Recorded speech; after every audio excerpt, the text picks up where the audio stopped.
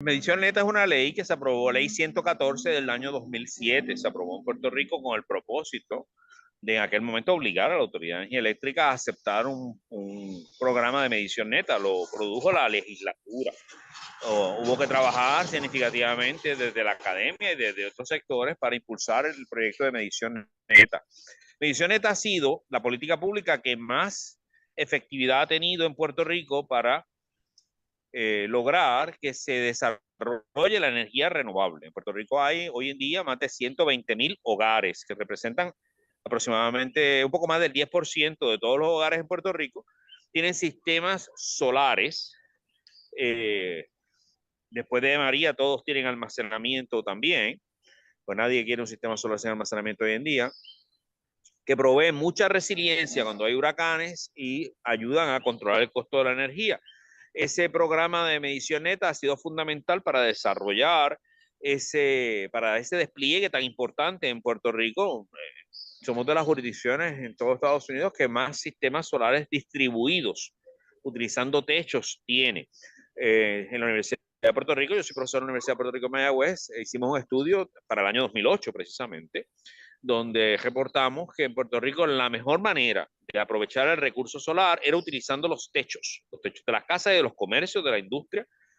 Recientemente hemos añadido a nuestro análisis que en Puerto Rico debemos fortalecer la medición neta para propiciar que los comercios tengan sistemas de generación de electricidad usando sus estacionamientos, donde hay marquesinas solares, donde tú los estacionamientos te estacionas el carro debajo de los paneles solares.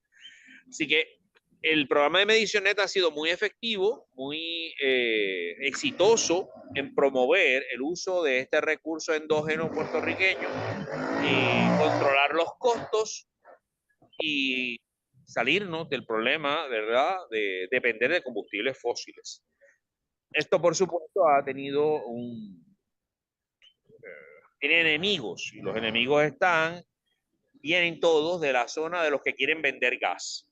En Puerto Rico, como sabes, la Junta de Control Fiscal forzó el asunto de privatizar el sistema eléctrico y el gobierno estuvo de acuerdo, el gobierno actual estuvo de acuerdo, así que intentaron primero privatizar, ahí el gobernador Rosselló Hijo tuvo que reculiar cuando FEMA le dijo que si lo vendía el sistema, pues no le daban dinero de FEMA con un huracán, y vino el embeleco de hacer un consorcio Luma, y ahora Genera, que le pertenece a New Fortress, que es una empresa que se dedica a vender gas.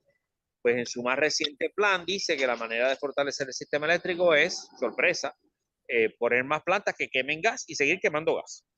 Así que la gente que empuja para que nosotros dependamos de combustibles fósiles, porque nos quieren vender combustibles fósiles, pues están empujando para que el programa de medición neta se revise a la bajada, se revise para restringirlo. Nosotros estamos empujando y alertamos a la ciudadanía y le convocamos para que juntos empujemos, hagamos las actividades necesarias para que el programa de medición neta lo que haga es que crezca, que mejore, particularmente que mejore la capacidad de los comerciantes para incorporarse al programa de medición neta y que se incluyan los estacionamientos como áreas, porque ahora mismo la exclusión categórica que existe es para los techos. Tú no tienes que pedir permiso para poner paneles solares en el techo de tu casa y después puedes pedir medición neta. Medición neta funciona en que si tú tienes un excedente de energía, un excedente de producción, lo pones en la red porque tú estás conectado a la red eléctrica. Y cuando llegas en la noche, digamos, tú salís, durante el día hacía mucho sol, la nevera está prendida, no hay nadie en la casa, la gente está en la escuela, está en el trabajo, pues produce más energía de la que consume. Pues esa energía la pones en la red. Cuando consumes en la noche, pues el contador registra las dos cosas y al final del mes en la factura restan lo que pusiste menos lo que consumiste, por eso te cobran el neto y por eso se llama medición neta. Pero Y le eso, tengo una pregunta ahí. El problema que yo he visto es que mucha gente dice, mira, después que hice la inversión, hice todo este esfuerzo, el gobierno ahora me quiere cobrar más o no me quiere pagar lo que me toca por la energía que yo le paso a ellos para allá, y hablan de fraude y hablan de que están frustrados con todo eso. Le pregunto, ¿qué está pasando ahí?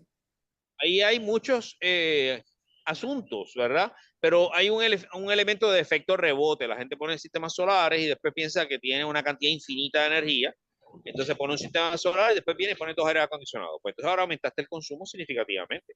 Y eso provoca que en ocasiones tengas quejas de que el sistema no me está dando lo que yo quería. Bueno, pues tienes que saber calcular cuánto te produce tu sistema y no puedes alterar tu consumo.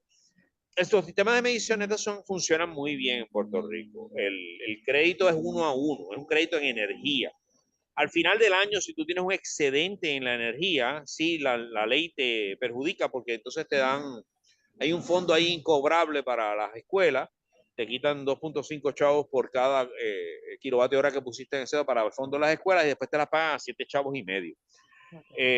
El excedente del año, pues lo vas acumulando mes a mes. Pero si tú te mantienes cercano a tu consumo, el intercambio es 1 a 1. Y entonces, si el kilovatio hora está a 20 centavos, pues tú estás poniendo energía en la red que te la están acreditando 20 centavos. Así que el programa es positivo y ha ayudado mucho al despliegue de energía renovable en Puerto Rico. De nuevo, lo que no ha crecido significativamente han sido los comercios. En Puerto Rico unos 120.000 comercios, 110.000 comercios, cuentas comerciales de electricidad. Y yo entiendo que si añadimos los estacionamientos, hacemos una exclusión categórica para los estacionamientos, que tú puedas construir en el estacionamiento de tu comercio un sistema solar y conectarlo a medición neta sin tener que pedir permisos, ¿verdad? Que haya una preclasificación de los estacionamientos para ese propósito, igual que se hizo una preclasificación en los techos. Eso podría producir una cantidad importante de energía eléctrica, de reducir nuestro consumo de energía fósil, ayudar a disminuir los gases de invernadero, el calentamiento global y reducir los costos, porque los costos de la energía renovable cada día son más baratos, bajan más, incluyendo el almacenamiento. El almacenamiento ha bajado de costos significativamente, mientras que la energía fósil se mantiene cara. Obviamente, la última pregunta para dejar a José Alameda y Iván Villeta que converse con usted. En momentos hemos escuchado que quieren utilizar tierra fértil, como el Valle de Araja y otras áreas, para sembrar placas solares, cuando hay un sinnúmero de áreas, por ejemplo, vertederos que cerraron o diferentes áreas donde hay problemas, ¿verdad?, de suelos que están infectados o lo que sea, que no se puedan utilizar para sembrar y podrían estar sembrando placas solares y haciendo otras cosas y el gobierno tampoco quiere ni considerar eso. Tiene un sinnúmero de edificios cerrados, abandonados, que también podrían estar sembrando, como usted dice, las placas solares en esos techos porque son propiedad del gobierno y tampoco lo utilizan. ¿Qué se puede decir de eso? Mala política pública, nos oponemos tenazmente al uso de terreno agrícola fértil para este propósito. No hace ninguna falta una finca solar en Puerto Rico en terrenos agrícolas cuando tenemos tanto espacio de techo y de estacionamiento. En Puerto Rico, si nosotros usáramos todos los estacionamientos y todos los techos que tenemos residenciales para producir energía, produciríamos suficiente energía para abastecer todo el país, no solamente el que puso las placas solares, sino todo el país. Para eso necesitamos acceso a la red, hay que inyectar el excedente a la red y hay que incluir almacenamiento para poder controlar la red. Esos análisis los hemos hecho desde la Universidad de Puerto Rico y de otras instituciones. Queremos Sol publicó un estudio de integración de renovables para alcanzar un 75% de la energía de toda la isla y lo hicimos pensando en estacionamientos y techos. Así que nosotros nos oponemos a ese mal uso.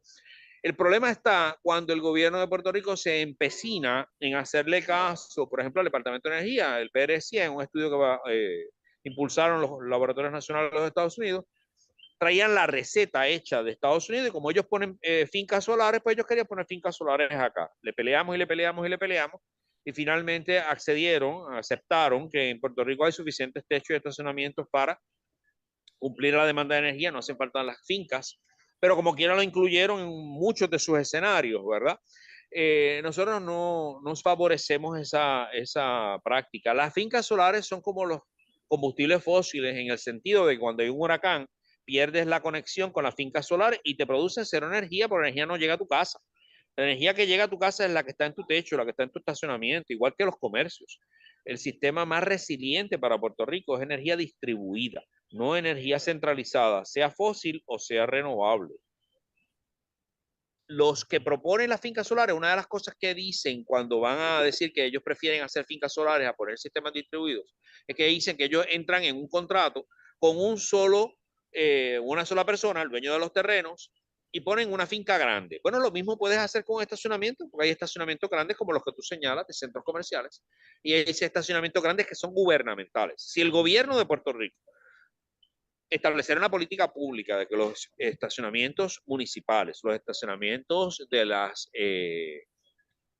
edificios que tienen estacionamiento, terrenos de estacionamiento, que son corporaciones públicas, y otros similares, se abrieran a contratos con sistemas tipo finca o mini finca, ¿verdad? Donde no tuviera que hacer el mismo gobierno hacer la inversión, pudiera ser un privado en espacio de estacionamiento.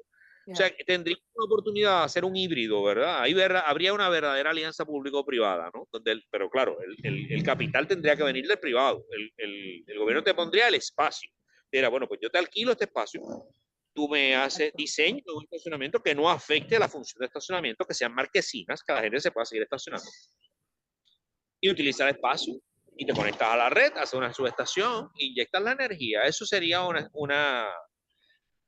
una utilización de los espacios de estacionamiento muy efectiva, y ayudaría a tener generación distribuida cerca de los centros urbanos. El problema no es la tecnología, el problema no es la costo efectividad, el problema es la incapacidad de muchos de los que están en posiciones de tomar decisiones para entender y aceptar que este es el futuro de la electrificación en Puerto Rico. En situaciones que tú mencionaste que al cerrar el mes le envío a energía eléctrica, la autoridad tendría que tener una estación o un área o una planta donde maneje y produzca energía, pero esa no va a ser renovable, ¿o sí? El balance de la energía en el sistema eléctrico se alcanza incorporando almacenamiento. La energía excedente en los días de mucho sol, de poca demanda, que pudieran ser los meses, qué sé yo, de enero, febrero, ¿no? Que son meses frescos, que hay poco uso de acondicionadores de aire, los días son diáfanos, aunque sean más cortos, estamos en una latitud donde los días largos y los cortos la diferencia es 1 hora. Así que esos días se produce mucha energía, pues en esos días se almacena la energía, y cuando hay nubes, cuando cae la noche, ese almacenamiento se usa para balance de la red eléctrica. La tecnología de sistema de almacenamiento, tanto distribuido en las casas, agregándolas para ponerla a funcionar, ya existe, pero además existe la posibilidad de poner sistemas de almacenamiento en las subestaciones del sistema eléctrico, porque hay unas 400 subestaciones donde se pudiera poner almacenamiento y estarían en control del operador de la red, y el operador de la red podría hacer el balance de energía. Así que tenemos la tecnología y sabemos cómo usarla. En el Colegio Mayagüez tenemos un laboratorio de microredes, quizás el único laboratorio de microredes moderno que tenemos en todo el Caribe, ¿verdad? No solo Puerto Rico, y es uno de los pocos que hay en Estados Unidos, y tenemos la capacidad para diseñar estos sistemas, simularlos y especificarlos, ¿verdad? Estamos haciendo trabajos de esa naturaleza para distintas industrias en Puerto Rico que quieren moverse a utilizar almacenamiento como una alternativa de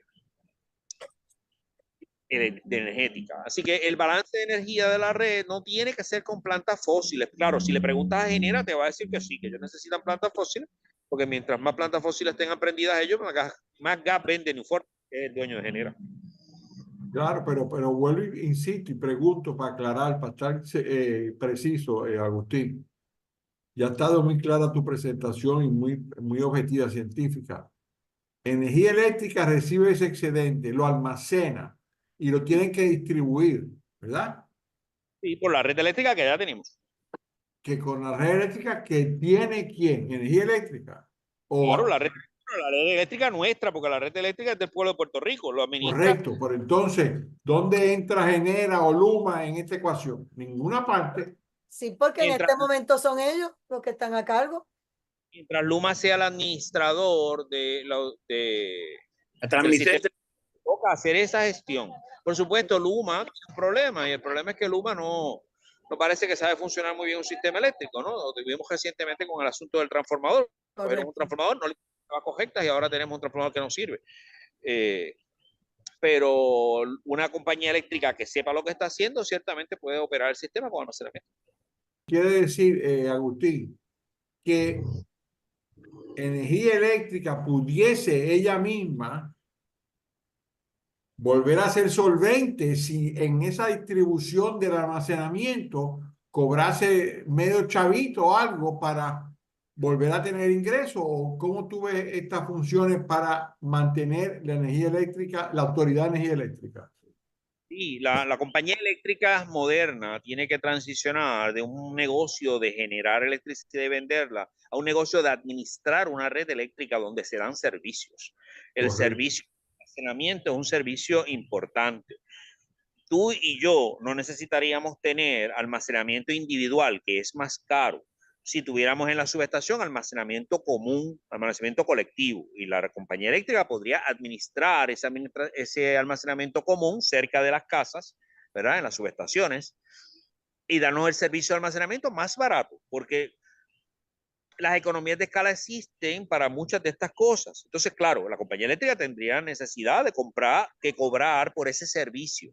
Pero entonces cuando tú haces los números, las cuentas dan. Tú pudieras dar un servicio diferente. No tienes que generar quemando combustibles fósiles. Tú puedes utilizar el excedente de energía y cobrar por el servicio de almacenamiento, por el servicio de la gestión de red.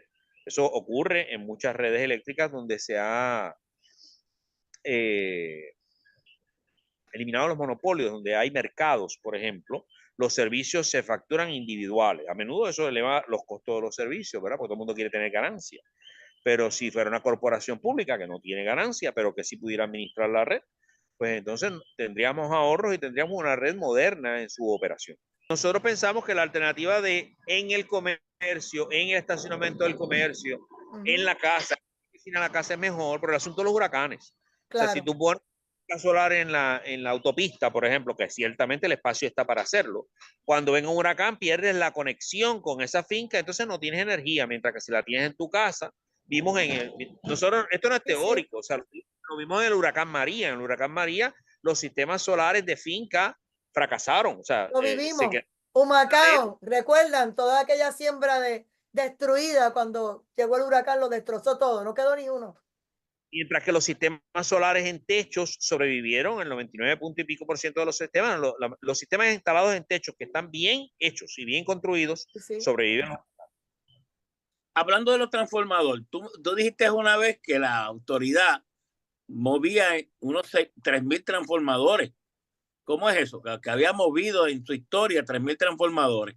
Mira, cuando se dañó el transformador en Santa Isabel, que da servicio a esa zona, Luma anunció con bombos y platillos que iba a mover un transformador como si estuviese lanzando un cohete a la luna. Lo planteaba como si fuera un acontecimiento mundial, el movimiento de ese transformador. En Puerto Rico hay, como dije antes, unas 400 subestaciones.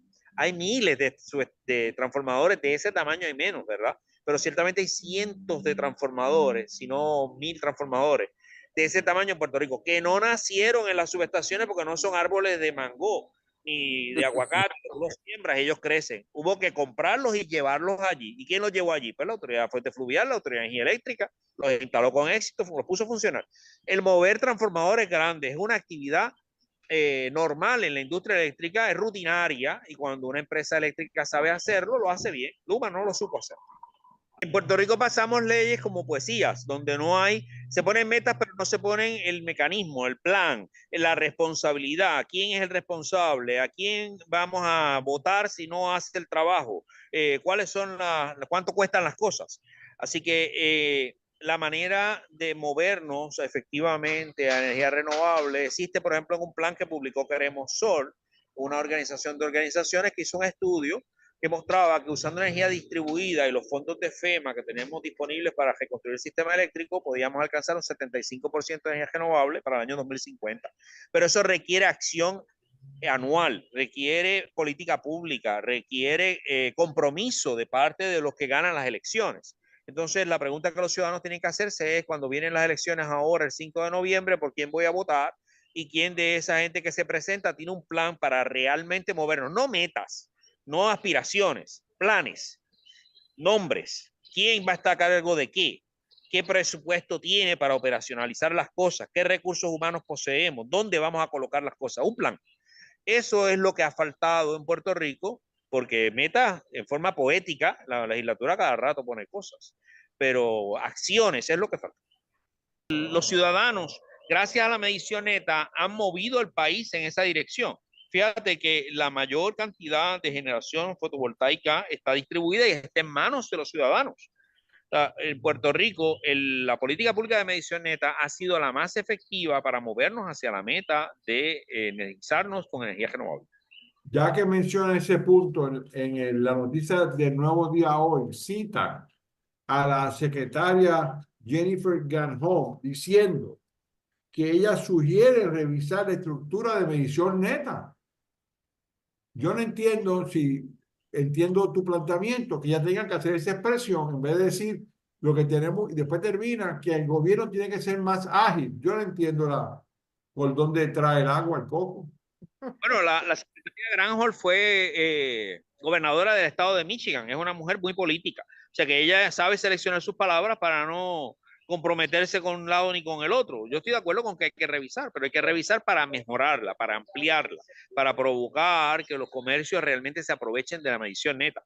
En ese sentido sí hay que revisarla, pero no revisarla para achicarla, que es lo que tiene en mente la Junta de Control Fiscal, por ejemplo, porque viene a cobrar dinero para los bonistas. Entonces quiere que de todas formas que el negociado de energía haga una revisión de medición neta, pero para restringirlo.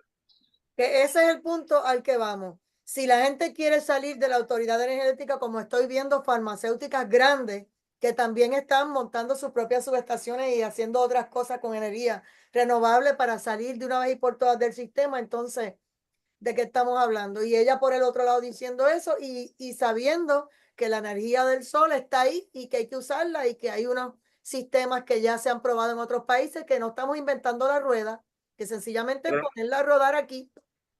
La medición neta existe cuando hay red, cuando hay sistema eléctrico común. Y nosotros creemos el sistema eléctrico común. Por ejemplo, la gente que vive en condominios pudiera beneficiarse del excedente de energía que producimos nosotros, los que vivimos en casa, que tenemos techo. La gente los edificios comerciales que tienen más de una planta, pues se verían beneficiados de los estacionamientos que inyectan energía, que pudiera entonces vendérsela a ellos. O sea, nosotros mantener la red eléctrica es un activo, la red eléctrica es un activo valioso y mantenerla y operarla adecuadamente debería ser una meta de todos. Así que los industriales que quieren salirse de la red no deben pensar en salirse de la red. Lo que deben pensar es cómo hacemos que la red funcione para nosotros. Y la manera de hacerlo es con la producción de energía renovable distribuida y utilizando mecanismos nuevos para administrar esa red eléctrica. Pero y en esa lucha, ¿cómo trabajamos con la Junta de Control Fiscal, que lo único que le interesa es que la gente siga conectada a la red y no le interesa el desarrollo del sistema de energía renovable? Entonces, hay unas metas del gobierno federal que para el año 50 y aquí no se ve, no se mueve una hoja. No hacemos ningún caso porque la deuda de la Autoridad de Energía Eléctrica no es asegurada. La deuda de la Autoridad de Energía Eléctrica se paga si la gente compra electricidad a energía eléctrica. Si mañana todos decidimos no comprar energía eléctrica ni un kilovatio hora, los bonistas cobran cero y la Junta lo sabe. Y lo sabe la jueza, lo sabe todo el mundo, incluyendo los bonistas lo saben. Ese fue el bono que ellos compraron. O sea, nosotros tenemos que seguir moviéndonos con paso firme en tomar en nuestras manos la generación de electricidad utilizando nuestros propios recursos. Mientras más energía produzcamos nosotros mismos, estamos en mejor condición de renegociar los términos de esa deuda.